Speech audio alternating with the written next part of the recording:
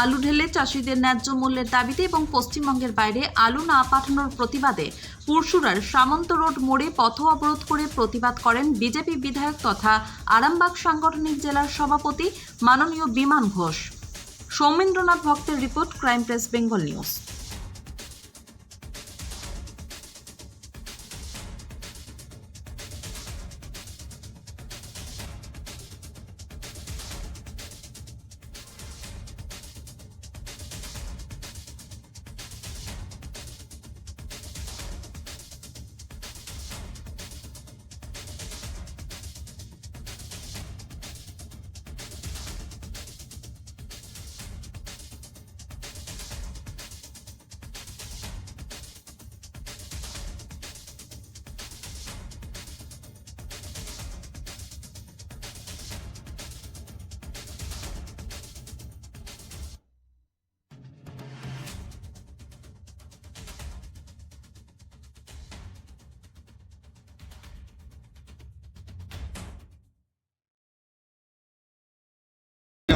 একটু আসতে এদিকে চলে আসুন। সবাই এত বুকে ডগে ঢুকিয়ে দিলে পরে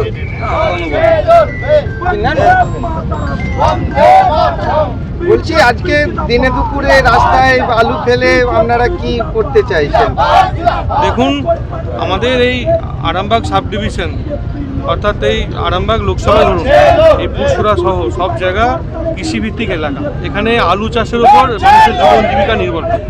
সেই আলুরই দাম নেই, এবং দাম না থাকার কারণ হচ্ছে রাজ্য সরকার, রাজ্যের মুখ্যমন্ত্রী তিনি বর্ডার সিল করে দিয়েছিলেন, আলুকে বাইরে যেতে দেননি। সেই আলু এখনও স্টোরে আছে, আর নতুন আলু উঠছে, সেই আলু রাখার জায়গা নেই, ব্যবসাদাররা আলুই কিনতে চাইছেন। আলুর দাম বৃদ্ধির জন্য তার প্রতিবাদ দেখানোর জন্য আজকে আমরা এখানে রাস্তায় নেমেছি। এত রোদের মাঝখানেও দেখুন কত আমাদের এখানকার কৃষক পরিবারের ছেলেরা ভারতীয় জনতা পার্টির ছত্রছায়ায় এসে তারা আজকে আন্দোলন করছে। আমাদের একটাই দাবি, আলুর দাম বাড়াতে হবে, কারণ আমরা অতীতেও দেখেছি বহু কৃষক এই ন্যায্য দাম না পাওয়ার জন্য তারা নিজেরা আত্মহত্যার পথ বেছে নিয়েছে। আগামী দিনেও যাতে না হয় তার জন্য রাজ্য সরকারের কাছে আমাদের দাবি, আলুর দাম বৃদ্ধি করতে হবে, আলুর দাম বৃদ্ধি করে চাষিদেরকে বাঁচাতে হবে। এই পথ অবরোধ করেও কি কোনো সুরাহা হবে কি মনে হয় আপনার? আমরা এটার মাধ্যমে একটা মেসেজ দিতে চাইছি, যদি এতে কাজ না হয় গোটা আরামবাগ সাব ডিভিশন জুড়ে এই পথ অবরোধ চলবে, অফিসে অফিসে বিক্ষোভ চলবে। আপনারা কি চাইছেন? আলুর ন্যায্য দাম চাইছি, যে দামের ভিত্তিতে চাষিরা দামটা পেলে বাঁচবে। ঠিক আছে।